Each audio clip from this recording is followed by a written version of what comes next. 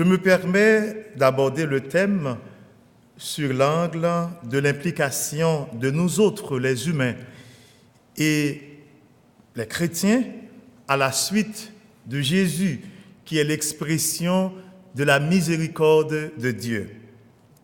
Ainsi, je voudrais, durant ces quelques minutes, définir d'abord la miséricorde de Dieu, ensuite, à partir de quelques textes bibliques, notamment l'évangile de Saint Luc d'aujourd'hui que vous avez entendu, compris, médité, l'évangile communément appelé la parabole de l'enfant prodigue, aussi le texte de Saint Marc, chapitre 9, versets 46 à 52, il s'agit de la guérison du mendiant aveugle Bartimée. Et enfin, le troisième texte, c'est le texte de Matthieu, le miracle de la multiplication des pains.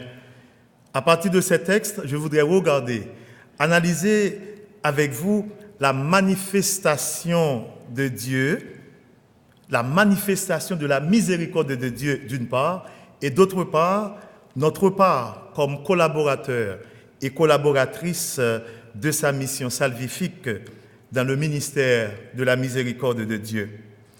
Ce qui sous-tend justement des paroles et des actes de miséricorde que nous sommes appelés à poser à l'endroit de nos frères et de nos sœurs. Comment peut-on définir la miséricorde de Dieu? La miséricorde de Dieu est fondamentalement la manifestation de son amour pour l'humanité, qui se traduit dans son amour, justement, qui se traduit par des gestes de pardon, par des gestes de tendresse, de bonté, par des gestes de résurrection, par des gestes de transfiguration.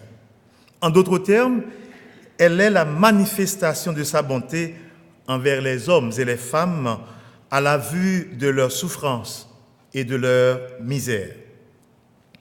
Du point de vue humain, ou du moins notre miséricorde, celle-là que nous sommes appelés à vivre, peut se définir comme le sentiment par lequel la misère ou la souffrance du frère ou de la sœur touche profondément notre cœur. Elle est ce sentiment qui nous pousse aussi à pardonner aux coupables, à pardonner à ceux et celles qui nous ont offensés. Après avoir défini le terme de la miséricorde de Dieu, analysons le premier texte, celui de l'évangile du jour, l'enfant prodigue. D'abord, frères et sœurs, remarquons que le titre que nous donnons généralement à la parabole ne rend pas justice au contenu du message. L'enfant prodigue. C'est comme s'il s'agissait d'un seul enfant dans le texte, ou encore, n'est-ce pas une manière de pointer du doigt le jeune frère qui est parti gaspiller tout ce qu'il a hérité du père?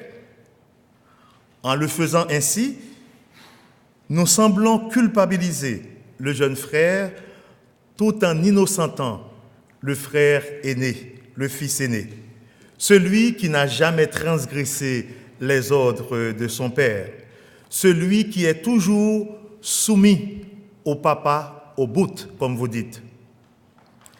La question que nous devons poser, est-ce que le fils aîné a compris mieux que le jeune la miséricorde de Dieu, l'amour de son père? Serait-il, le fils aîné, meilleur que l'enfant prodigue? Disons que les deux ont péché. Tous deux n'ont pas compris l'amour de leur père. Tous deux sont passés à côté du cœur tendre et miséricordieux de papa. Le premier, le jeune frère, pour sa part, voulant prendre le large, il voulait faire une expérience d'adulte en dehors du soutien familial. Il a pensé en bon égoïste à lui seul. Ce geste, comme vous l'avez entendu dans l'évangile du jour, lui a valu de faire l'expérience la plus abjecte de la misère, de la pauvreté, mais aussi de la honte. Les porcs qu'il a été amené à garder, semble-t-il, ont eu beaucoup plus de valeur que lui-même. Cependant, il n'est pas resté là. Il a pris la résolution de revenir vers son père. Non, disons, vers son patron. Car il le dit lui-même, « Je ne suis plus digne d'être ton fils. Traite-moi comme l'un de tes serviteurs. » On nous dit dans le texte de l'Évangile que le papa l'a vu de loin arriver. Il a fait lui-même, le papa, les premiers pas en se jetant sur lui, non pour le réprimander, pour le condamner, mais pour l'accueillir dans son cœur aimant et miséricordieux. Il le dit, « Fêtons et festoyons, car mon fils, il est revenu, il est bien vivant. » Qu'en est-il du frère aîné? De loin aussi, il entend de la musique et de la danse dans la maison. Waouh! Il questionne un des serviteurs comme pour lui dire, dans notre jargon, « Qu'est-ce qu'il y a ici ?» Le serviteur répond, « Ton frère qui était parti, ton frère qui était perdu est revenu. Ton papa commande la fête et nous fêtons. » Quoi? Oh non! Impossible! Il n'a plus sa place ici. Oh non! Impossible! Ce n'est plus chez lui, car il a péché. Il a transgressé les ordres de papa. Oh non! Impossible! Et le frère aîné, il est fâché. Il s'est mis en colère non seulement contre le jeune frère, qu'il n'a pas vu encore et qu'il ne veut pas voir, il s'est mis en colère aussi contre son papa. Parce que son papa ne devait pas accueillir ce dilapidateur des biens de la famille, ce pécheur. Est-ce qu'il est meilleur que le jeune? Ils sont étrangement semblables. Remarquons que le papa a fait quasiment le même geste, la même démarche à l'endroit du frère aîné comme il l'a fait à l'endroit du jeune frère. Il vient vers lui en le suppliant. Il n'a pas dit au fils aîné, c'est ton affaire si tu refuses d'entrer pour faire la fête. Non, il le supplie. Il cherche à le réconcilier avec son jeune frère. Le texte termine ici et ne nous dit pas si le fils aîné a accepté enfin de retrouver le jeune frère et les autres convives pour la fête. Le texte termine ici. Chers amis, que le fils aîné nous ressemble quelquefois étrangement dans le jugement que nous portons sur les autres que nous qualifions quelquefois de irréparables. Est-ce qu'il ne nous arrive pas de dire « Qu'est-ce qu'il fait ici ce matin, à la messe ?» Cela fait longtemps qu'il ne pratique pas. Il a fait tellement de bêtises. Ou bien on dit « Je vais voir ce matin s'il va communier. » Et ainsi, avec moi, vous pouvez allonger la liste de discours que nous avons quelquefois à l'endroit des autres qui traduisent bien notre ressemblance avec le fils aîné de l'Évangile. Heureusement que Dieu est crétin. Notre Dieu est con en comptabilité. Il ne comptabilise pas nos fautes, il ne comptabilise pas non plus nos mérites. Le plus important pour Dieu, le Dieu miséricordieux, c'est de nous voir prendre le chemin du retour quand nous avions détourné sa voie. C'est de vivre en ressuscité, tout en sachant que nous aussi, nous avons notre part de péché et qu'il nous pardonne comme il pardonne aux autres leurs fautes. Notre job, frères et sœurs, c'est d'accueillir tout comme le Père des enfants dans l'évangile du jour. Il nous faut reconnaître que nous sommes mis au bénéfice de la miséricorde de Dieu, un Dieu qui nous accorde gratuitement son pardon. Nous devons, à notre tour, être miséricordieux, miséricordieuses envers ceux et celles qui nous ont offensés, comme nous le demandons dans la prière de notre Père. On peut chanter un petit chant. Il me semble malheureusement que vous ne connaissez pas le chant. Je ne voudrais pas faire un solisme, mais semble-t-il, c'est ça que je vais faire. Écoutez les paroles. Je voudrais, qu'en vous voyant vivre, étonnés, les gens puissent se dire, voyez comme ils s'aiment, voyez leur bonheur. Et le couplet se lit ainsi. Et devant tout ce que vous êtes, ils pourront voir les traits de Dieu. En voyant tout ce que vous faites, ils sauront qu'il est avec eux.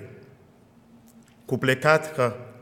S'il est vrai qu'on reconnaît l'arbre en voyant la beauté des fruits, je voudrais, quand ils vous regardent, qu'ils y voient les fruits de l'esprit. Je voudrais qu'en vous voyant vivre, étonnés, les gens puissent dire, voyez comme ils s'aiment, voyez leur bonheur. Et devant tout ce que vous êtes, ils pourront voir les traits de Dieu. En voyant tout ce que vous faites, ils sauront qu'il est avec eux, qu'il est avec eux. Je voudrais qu'en vous voyant vivre, étonnés, les gens puissent dire, voyez comme ils s'aiment, voyez leur bonheur.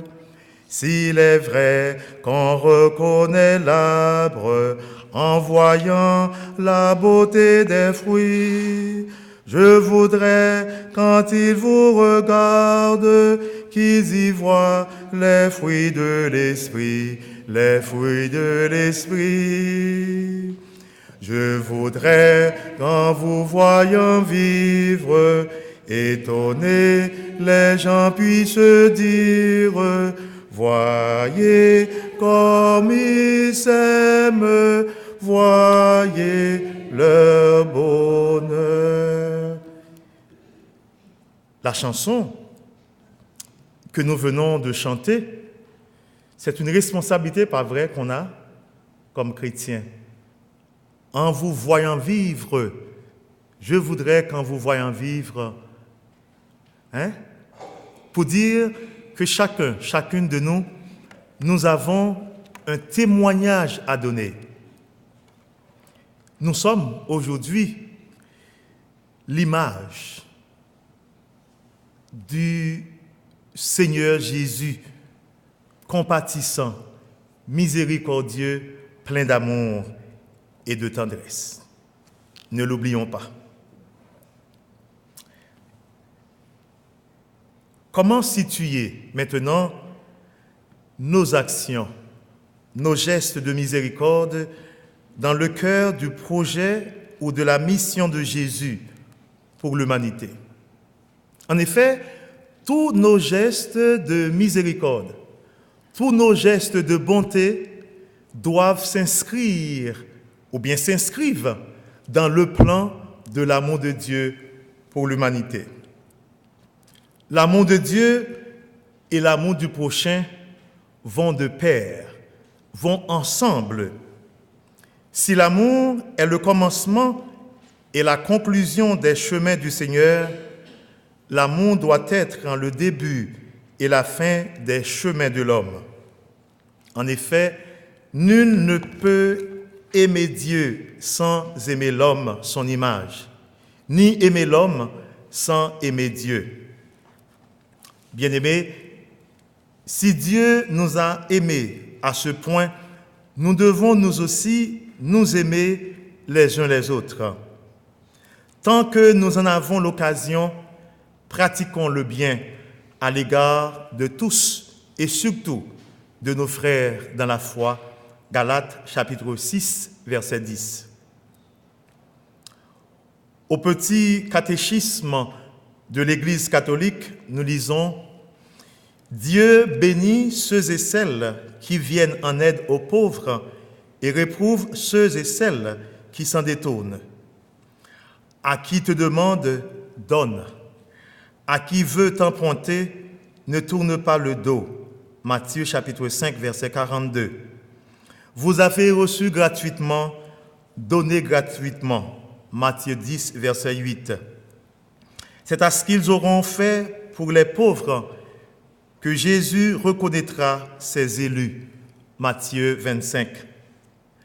L'amour des pauvres est même un des motifs du devoir de travailler afin de pouvoir faire le bien en secourant les nécessiteux, les gens qui sont dans le besoin. Éphésiens chapitre 4, verset 28. Je voudrais réfléchir avec vous le second texte que vous connaissez bien, l'aveugle de la sortie de Jéricho, Bartimée. Ce texte, il faut le situer, fait suite au message de Jésus concernant le service. Marc, chapitre 9, verset 45. Aussi bien, le Fils de l'homme lui-même n'est pas venu pour être servi, mais pour servir et donner sa vie en rançon pour la multitude. Lisons le texte. Marc, chapitre 9, versets 46 à 52. Ils arrivent à Jéricho, et comme ils sortaient de Jéricho avec ses disciples et une foule considérable, le fils de Timée, Bartimée, un mendiant aveugle, était assis au bord du chemin. Quand il apprit que c'était Jésus le Nazaréen, il se mit à crier « Fils de David, Jésus, aie pitié de moi !» Et beaucoup le rabouaient pour lui imposer le silence. Mais il criait de plus belle « Fils de David, aie pitié de moi !» Jésus s'arrêta et dit « Appelez-le ». On appelle l'aveugle en lui disant « Aie confiance, lève-toi, il t'appelle ». Et lui, rejetant son manteau, bondit et vint à Jésus. Alors, Jésus lui adressa la parole. « Que veux-tu que je fasse pour toi ?» L'aveugle lui répondit, « Rabouni, que je recouvre la vue. » Jésus lui dit, « Va, ta foi t'a sauvé. » Et aussitôt, il recouvra la vue et il cheminait à sa suite. Je voudrais vous faire remarquer que Marc, contrairement aux autres évangélistes, décrit cette rencontre, ou du moins ce miracle, avec beaucoup de précision, avec beaucoup de détails. D'abord, il précise le nom du Père, Timée. C'est un détail pas mal important. Ensuite, il nous dit il est un mendiant aveugle. Marc associe les deux manques pour décrire la situation méprisable de Bartimée. Aussi, il nous dit il était au bord de la route, ce qui paraît normal. Pourquoi? Il est aveugle, il est mendiant. Sa place est au bord du chemin. Il ne pouvait pas être sur la route comme les autres, les bien portants. Marc précise aussi, quand Bartimée apprit que c'est Jésus qui passait, il se mit à crier. C'est comme pour nous dire que Bartimée devait sauter sur sa dernière chance. Il criait vers celui qui est capable de le délivrer. Cependant, des bien portants qui n'avaient pas besoin de Jésus pratiquement l'empêchaient de voir ou de toucher le Sauveur. Il voulait étouffer son cri d'espoir. Lui, Bartimée, s'est redoublé d'efforts et de force pour crier de plus belle « Fils de David, aie pitié de moi ». Réaction de Jésus, première réaction de Jésus. De loin, dans la foule, il a pu entendre, peut-être pas avec ses oreilles, mais avec son cœur, le cri de Bartimée. Jésus va livrer explicitement un premier message. Il va comme responsabiliser les gens qui voulaient empêcher à l'autre de goûter au vrai bonheur, à la miséricorde infinie de Dieu. Ces gens ne sont pas n'importe qui. Il s'agit même de ses propres disciples. Il leur dit, appelez-le. Ils n'avaient pas le choix, les disciples, d'appeler celui qui voulait faire taire. Et ces gens-là, qu'est-ce qu'ils vont dire à Bartimée? Aie confiance, il t'appelle. Bartimée n'avait pas besoin de cette exhortation, de cette invitation. Il avait déjà la confiance. Voilà pourquoi il était capable de crier fort, « Fils de David, aie pitié de moi ». Oui. Réaction de Bartimée, il jette son manteau. Son manteau qui est comme l'unique bien qu'il avait pour aller à la rencontre de l'autre en Jésus, le Sauveur. Il jette son manteau pour témoigner de sa volonté de rejeter son ancien monde pour entrer dans le plan d'amour de Dieu à la suite de Jésus. Deuxième message de Jésus, le respect de l'autre et la participation de l'autre dans son propre salut. Que veux-tu que je fasse pour toi? C'était évident que Bartimée avait besoin de voir. Jésus devait comprendre ça. Mais il prend du temps, Jésus, pour lui adresser la parole. Signe de respect. Mais c'est aussi pour nous dire que nous avons un rôle à jouer, nous aussi, dans notre propre salut. Jésus veut nous associer non seulement à notre propre salut, mais aussi au salut de nos frères, de nos sœurs. Le miracle est opéré sous les yeux de la foule. Et c'est là une œuvre de résurrection, une œuvre de transfiguration. Bartimée, comme vous pouvez le constater, il n'est plus au bord du chemin. Il peut maintenant prendre le chemin comme monsieur et madame tout le monde pour suivre en Jésus. Voilà, frères et sœurs, je suppose, une des sources de vos actions, de vos gestes de miséricorde, de vos bénévolats. Vous l'avez bien compris, qu'ils sont nombreux les Bartimées que la dure réalité de la vie place au bord du chemin. Ils sont nombreux les Bartimées que les humains mettent de côté. Ils sont nombreux les Bartimées que les gens, même les proches, cherchent à leur faire taire. Ils sont nombreux les Bartimées que la maladie renvoie dans un coin. Ils sont beaucoup les Bartimées que la consommation d'alcool, de la drogue, renvoie au bord de la route. Ils sont nombreux les Bartimée que la méchanceté des hommes laisse dans la faim et dans la crasse, et ils sont obligés bien souvent de prendre le chemin de l'exil. Oui, vous avez compris qu'ils sont nombreux aujourd'hui à se trouver dans un discours qui nie l'existence de Dieu, de Jésus, et vous avez, vous autres, répondu oui. Oui, que vous voulez et que vous allez vous engager à leur côté et dans le témoignage d'amour de tous les jours.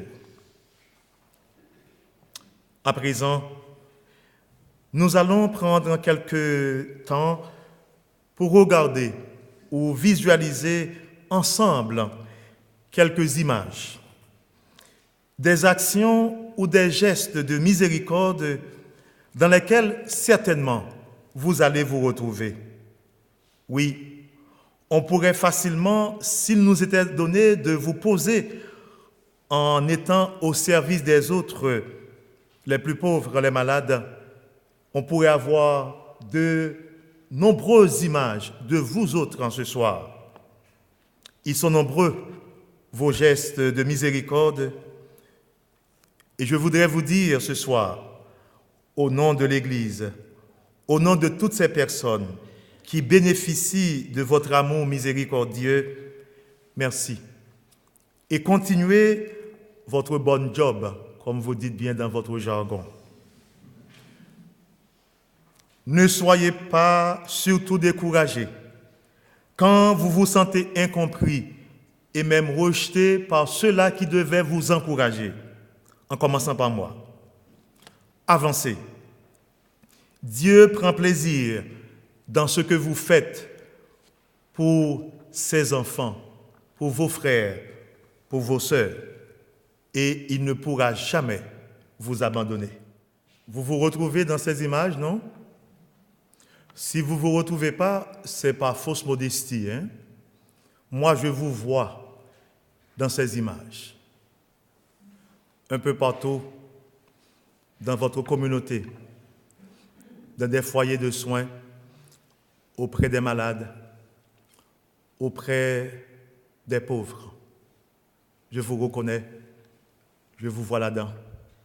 Vous pouvez constater, il y a comme un genre de contamination dans ces images. Quand une personne a de la peine, vous voyez l'autre en compatir sa peine. Mais aussi, regardez bien, que c'est beau. Quel sourire que la jeune fille projette sur cette femme, l'aînée, et ça sourit. Ça contamine la joie de vivre. Et tout le monde ici a besoin de cela. Le dernier texte, ce n'est pas des moindres, c'est le texte de Matthieu, chapitre 14, versets 13 à 21, le texte de la multiplication, ou bien le miracle de la multiplication des pains. Je vous lis le texte. À cette nouvelle, Jésus se retira de là en barque vers un lieu désert, à l'écart. L'ayant appris, les foules le suivirent à pied de leurs diverses villes. En débarquant, il vit une grande foule. Il fut pris de pitié pour eux et guérit leurs infirmes. Le soir venu, les disciples s'approchèrent de lui et lui disent « L'endroit est désert et déjà l'heure est tardive. Renvoie donc les foules, qu'elles aillent dans les villages s'acheter des vivres. » Mais Jésus leur dit « Elles n'ont pas besoin d'y aller, donnez-leur vous-même à manger. » Alors ils lui disent « Nous n'avons ici que 5 pains et 2 poissons. » « Apportez-les-moi ici, dit-il. Et ayant donné l'ordre aux foules de s'installer sur l'herbe, il prit les 5 pains et les 2 poissons, et levant son regard vers le ciel, il prononça la bénédiction, puis rompant les pains, il les donna aux disciples, et les disciples aux foules. Ils mangèrent tous, et furent rassasiés. Et l'on emporta ce qui restait des morceaux, 12 paniers pleins. Or, ceux qui avaient mangé étaient environ 5000 hommes, sans compter les femmes et les enfants. Cette page de l'Évangile nous dit d'abord que Jésus eut pitié de la foule. Non seulement il les guérit, il les nourrissait en multipliant les 5 pains et les 2 petits poissons. Il est à constater que Jésus ne part pas de rien. Il fait appel d'abord à ses proches, à ses disciples. Donnez-les vous-même à manger. Ainsi, il leur dit, apportez ce dont vous disposez et faites-les asseoir par groupe. N'est-ce pas une manière de Jésus pour nous dire combien nous sommes importants et combien il compte sur chacune de nous pour notre salut, mais aussi pour le salut de nos frères et nos sœurs? N'est-ce pas une façon de nous inviter à être ses collaborateurs et collaboratrices pour le salut de nos frères et sœurs? Jésus semble nous dire que pour participer à cette mission, l'essentiel, ce n'est pas la quantité. Le gros du travail, c'est lui qui le fait.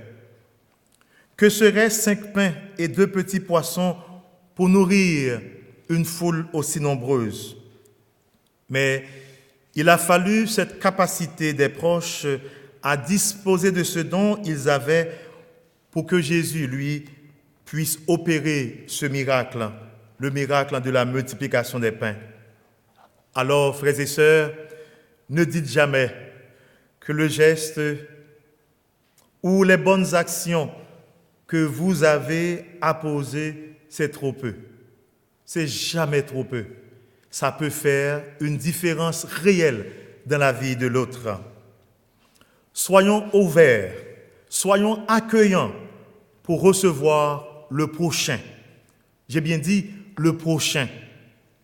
Vous le savez, pour un juif au temps de Jésus, le prochain était considéré comme quelqu'un du même peuple que lui. Et pour nous autres les chrétiens, à partir de Jésus, le prochain, c'est celui qui s'approche ou dont on s'approche.